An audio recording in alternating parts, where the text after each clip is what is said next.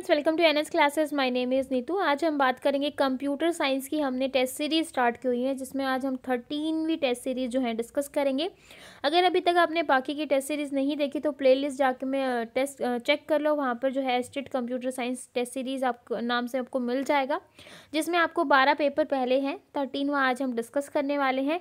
और जिसकी पहली क्लास है, अगर किसी ने टेलीग्राम ग्रुप को ज्वाइन नहीं किया है तो भाई टेलीग्राम ग्रुप को ज्वाइन कर लो। ये जो है इसका लिंक है, आप जाके वहाँ पर जो है टेलीग्राम ग्रुप को ज्वाइन कर सकते हो। ठीक है, जैसा कि मैं हमेशा की तरह कहती हूँ, अपना पेन कॉपी लेकर बैठो। और आज जो है 20 में से आपको मार्किंग करनी है कि 20 में से जो है आपका कितने मार्क्स बनते हैं। सभी के सभी बच्चे अपना चेकआउट करेंगे कि किसके कितने मार्क्स बने हैं और कमेंट सेक्शन में जो है अपने मार्क्स लिखते जाएंगे। ठीक है, तो सबसे पहला क्वेश्चन ये है कि व्हाट इज़ विंडोज़ विस्टा। ठीक है, ये कौन सा ऐसा है जो आपका विंडोज़ विस्टा है? प्रोसेसर है कोई, आउटपुट डिवाइस है कोई, स्टोरेज डिवाइस है कोई, इनपुट डिवाइस है या ऑपरेटिंग सिस्टम है? ठीक है, तो फटाफट इसका आंसर करो भाई। आंसर अगर सही है, अभी आप चेक करेंगे कि आंसर सही है या नहीं है। ठीक है, तो विंडो विस्टा जो है आपका क्या है?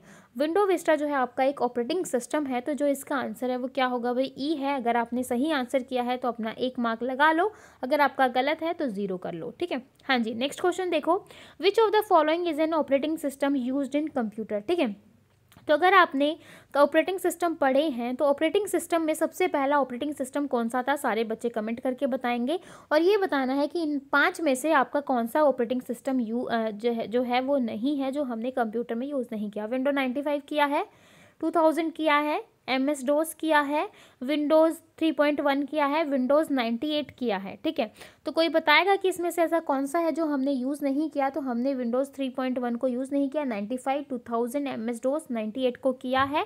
पहला ऑपरेटिंग सिस्टम सारे बच्चे कमेंट करके बताएंगे। तो यहाँ पर जो आपका आंसर होने वाला है वो डी होने वाला है। अगर आपने सही आंसर किया है तो अपने 2 मार्क्स मार्क कर लो। अगर आपका गलत है तो आप देख लो अपना 1 गलत हुआ है या दोनों गलत हुए हैं। ठीक है, थर्ड क्वेश्चन देखो, डीटीपी की आपको एब्रीविएशन बतानी है और मोस्टली बच्चे जो है इस क्वेश्चन को गलत कर देते हैं, क्योंकि डीटीपी की जो फुल फॉर्म होती है वो क्या होती है? डिजिटल ट्रांसमिशन प्रोटोकॉल होगा, डेस्कटॉप पब्लिकेशन होगी, पब्लिशिंग होगी, डॉक्यूमेंट टाइप प्रोसेसिंग होगी, डॉक्यूमेंट ट्रांसफर प्रोसेसिंग होगी या डेटा टाइप प्रोग्रामिंग होगी। डीटीपी की फुल फॉर्म क्या होती है भाई?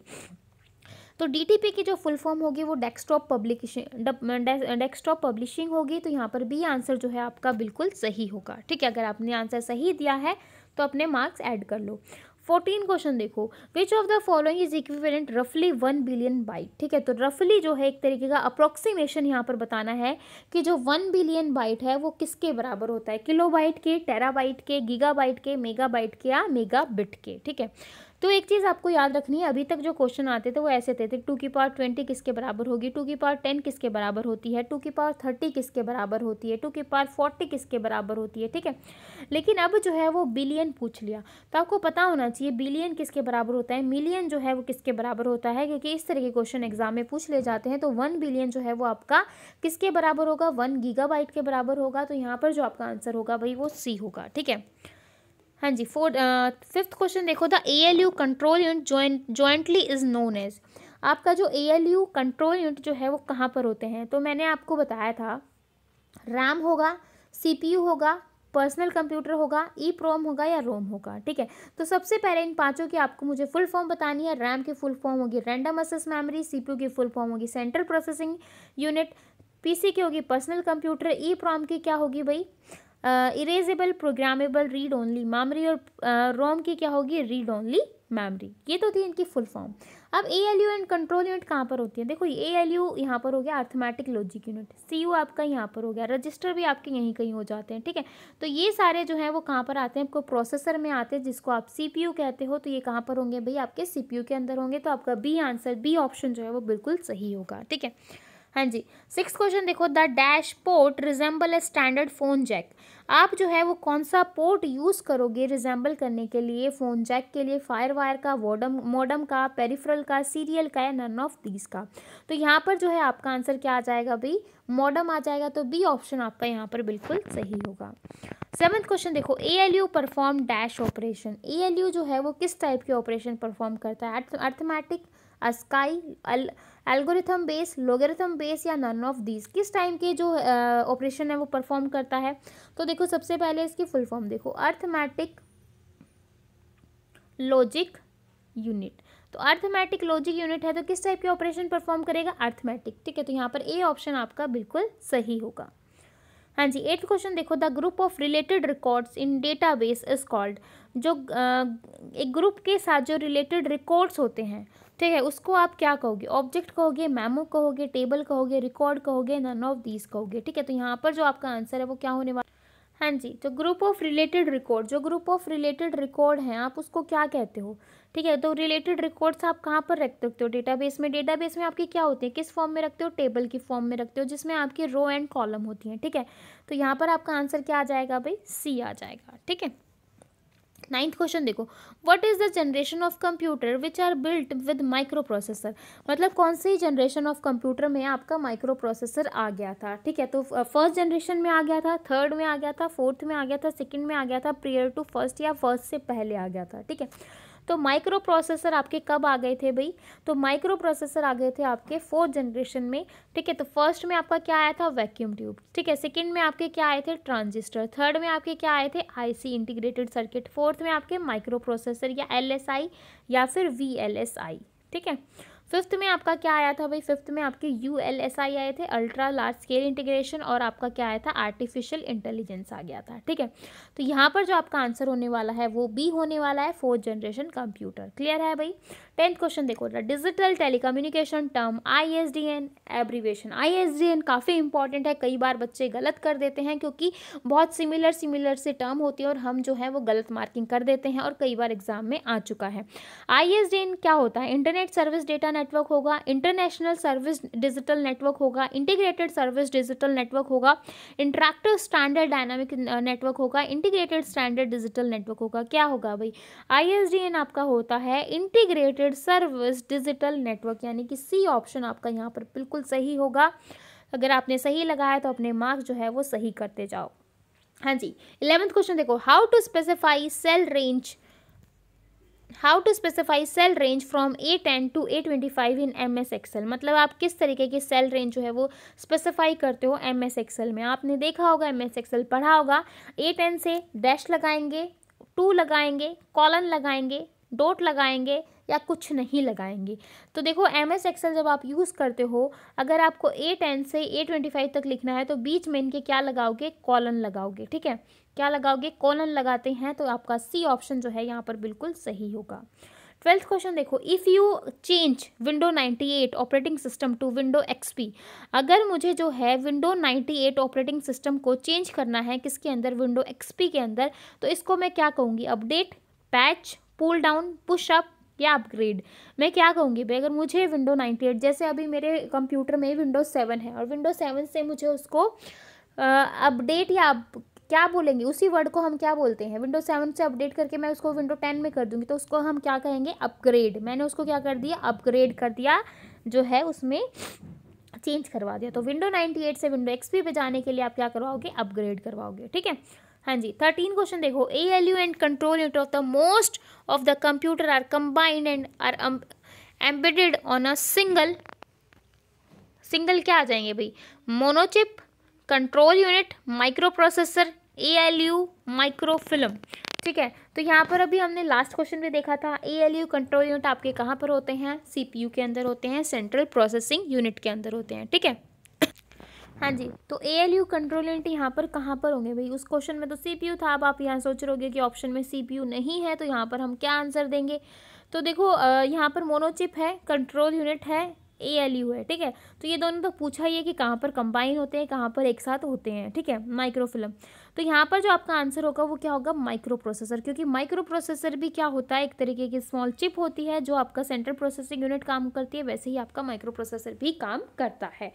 ठीक है, तो माइक्रो प्रोसेसर के अंदर भी आपका ALU कंट्रोल यूनिट और रजिस्टर्स होते हैं। तो यहाँ पर जो आपका आंसर होगा वो क्या होगा भाई, सी होगा। ठीक है, 14 क्वेश्चन देखो, 14 क्वेश्चन में क्या बोल रहा है, quarterly is used with reference to. जो क्वार्टरी है वो कहाँ पर यूज़ किया जाता है, किसका जो है, कहाँ पर हम इसको यूज़ कर रहे हैं, प्रिंटर में, मॉनिटर में, कीबोर्ड में, माउस में, जॉयस्टिक में। ठीक है, तो ये जो है आपका यूज़ किया जाता है कहाँ पर, ये जो है आपका एस्टेट के प्रीवियस ईयर पेपर में भी क्वेश्चन आया हुआ है। तो ये जो क्वार्टरी है वो कहाँ पर यूज़ किया जाता है, कीबोर्ड के अंदर इसका यूज़ किया जाता है। तो सी ऑप्शन आपका यहाँ पर सही होगा। 15 क्वेश्चन देखो, where does most data go first within a computer memory hierarchy, ठीक है। तो कंप्यूटर मेमोरी हिरार्की में सबसे पहले जो आपका डेटा कहाँ पर जाता है, रैम के अंदर जाता है, रैंडम एक्सेस मेमोरी में जाएगा, रोम में जाएगा, रीड ओनली मेमोरी में, basic input output system BIOS में जाएगा, ठीक है, कैश के अंदर जाएगा, या नन ऑफ दीज, कहाँ पर जाएगा, ठीक है। तो सबसे पहला जो आपका डेटा जाता है वो रैम के अंदर जाता है, रैंडम एक्सेस मेमोरी में जाएगा, ठीक है। 16 क्वेश्चन देखो, result of computer virus can not lead to, जो कंप्यूटर जो रिजल्ट होता है कंप्यूटर वायरस का कहाँ पर नहीं होता, डिस्क क्रैश हो जाती है, बिल्कुल हो जाती है जब आप कंप्यूटर वायरस आ जाए, मदरबोर्ड क्रैश हो जाता है, corruption of program, deletion of file delete हो जाती है, नन ऑफ अबव, ठीक है। तो जब आपके कंप्यूटर में वायरस आ जाता है तो आपका जो मदरबोर्ड है वो क्रैश नहीं होता, बाकी आपका सिस्टम बंद हो जाता है, बाकी सारी चीज़ें हो सकती हैं, प्रोग्राम करप्ट हो जाए, फाइल डिलीट हो जाए, डिस्क क्रैश हो जाए, लेकिन आपका मदरबोर्ड क्रैश नहीं होता। तो बी ऑप्शन आपका यहाँ पर बिल्कुल सही होगा, ठीक है। 17 क्वेश्चन देखो, which of the following file extension suggest that the file is backup copy, मतलब जब आपका कहते हैं ना बैकअप पड़ा है, अगर आपसे कुछ ओरिजिनल जो फाइल डिलीट हो जाती हैं लेकिन आपके फ़ोन में बैकअप रहता है तो आप बैकअप के थ्रू जो है अपना डेटा को रिकवर करवा सकते हो, ठीक है। तो यही बोल रहा है कि जो बैकअप कॉपी है वो कहाँ पर हो सकती है, बैक से, बस से, कॉम से, TXT से, या नन ऑफ दीज से, ठीक है। तो बैक जो है एक इस टाइप का एक्सटेंशन होता है जहाँ से आप क्या करवाते हो, ये यहाँ पर जो है आपका बैकअप रहता है, ठीक है, जहाँ जो भी आपने डेटा बनाया है यहाँ पर डेटा बैकअप रहता है और वहाँ पर से जाके आप उसको क्या कर सकते हो, रिट्रीव कर सकते हो, ठीक है। तो यहाँ पर आपका आंसर क्या होगा भाई, ए। 18 क्वेश्चन देखो, which of the following storage media provide sequential access only, इसमें बोल रहा है कि इसमें से कौन सा ऐसा है जिसमें आप सिर्फ सिक्वेंशियल एक्सेस ऐसा कौन सा स्टोरेज डिवाइस है या मीडिया है जिसमें आप सीक्वेंस में डेटा को असेस कर सकते हो, ठीक है। फ्लॉपी डिस्क में, मैग्नेटिक डिस्क में, मैग्नेटिक टेप में, ऑप्टिकल डिस्क में, या नन ऑफ अबव में, ठीक है। तो यहाँ पर जो आप डेटा को असेस करवा सकते हो, सिक्वेंशियल क्या होता है, सीक्वेंस में मतलब पहले A1 2 फिर 3 फिर 4 एक सीक्वेंस में जो है आप काम करते हो। तो ये वाला काम आप कहाँ पर करवाते हो भाई, किसी ने अपना आंसर दे रख लिया है तो यहाँ पर आपका आंसर होगा भाई मैग्नेटिक टेप। मैग्नेटिक टेप जो होता है वो आपका सिक्वेंशियल असेस होता है। क्लियर है? हाँ जी, लास्ट के 2 क्वेश्चन रह गए हैं आपके। 19 क्वेश्चन देखो, the dash become different shape depending on the task you are performing, ठीक है। क्या होगा, एक्टिव टैब होगा, इंसर्शन पॉइंट होगा, माउस पॉइंटर होगा, रिबन हो गया, नन ऑफ द अबव होगा, ठीक है। तो यहाँ पर आपका आंसर क्या होगा भाई, जब आप माउस पॉइंटर करते हो बिकम डिफरेंट शेप, मतलब आपकी जो डिफरेंट शेप परफॉर्म होती है, तो सी ऑप्शन आपका यहाँ पर बिल्कुल सही होगा, ठीक है। लास्ट क्वेश्चन देखो भाई आज का, file extension is separated from the main file with name with an, किससे होगी भाई, क्वेश्चन मार्क से, एक्सप्लेनेशन मार्क से, अंडरस्कोर से, पीरियड से, या नन ऑफ दीज से, ठीक है। सॉरी पे तो यहाँ पर बात कर रहा है जो आपका फाइल एक्सटेंशन है वो किससे सेपरेटेड होता है, मेन फाइल में, ठीक है। तो यहाँ पर जो है आपका आंसर क्या होगा भाई, नन ऑफ द अबव होगा। ई ऑप्शन आपका करेक्ट होगा। इसी के साथ आपके 20 क्वेश्चन खत्म होते हैं और आपने देख लिया है कि आपके 20 में से कितने मार्क्स बनते हैं। तो फटाफट सारे बच्चे कमेंट कर दो कि मेरे 20 में से इतने मार्क्स बनते हैं। सिर्फ 2-4 बच्चे ही कमेंट करते हैं, ज़्यादा बच्चे कमेंट ही नहीं करते। क्या बात भी, क्वेश्चन अटैम्प्ट नहीं करते हो क्या? क्योंकि क्वेश्चन अटैम्प्ट करोगे, जितने ज़्यादा क्वेश्चन अटैम्प्ट करोगे उतने आप लोगों के लिए ज़्यादा अच्छा है। क्योंकि मैं तो इतना ज़्यादा टाइम वेस्ट भी नहीं करती कि आपको बहुत ज़्यादा टाइम लगाना पड़े। फटाफट हम क्वेश्चन डिस्कस भी कर लेते हैं। तो अगर डेली आप ये 10-15 मिनट की वीडियो देख लेते हो और 10-15 क्वेश्चन आपके अच्छे खासे हो जाते हैं, तो आपको डेली जो है ये सीरीज़ देखनी चाहिए। क्या पता इन्हीं में से आपका जो है एग्ज़ाम आ जाए और आपको जो है स्टेट में अच्छे खासे मार्क्स आप जो है ले सको, ठीक है। अगर हमेशा की तरह क्लास अच्छी लगी हो तो भाई चैनल को एक लाइक तो बनता है ना, बनता है। अगर बनता है तो फटाफट लाइक कर दो, शेयर कर दो अपने फ्रेंड्स के साथ, जो भी बच्चे प्रिपरेशन कर रहे हैं CS से। और सब्सक्राइब तो बनता ही, अगर आपने नहीं किया अभी तक लाल बटन पे क्लिक तो कर दीजिए, ताकि जो है आगे जैसे ही वीडियो आए आपको तुरंत पता चल जाए, ठीक है। तो फिर मिलेंगे ऐसी नई वीडियो के साथ, तब तक के लिए बाय एंड थैंक यू।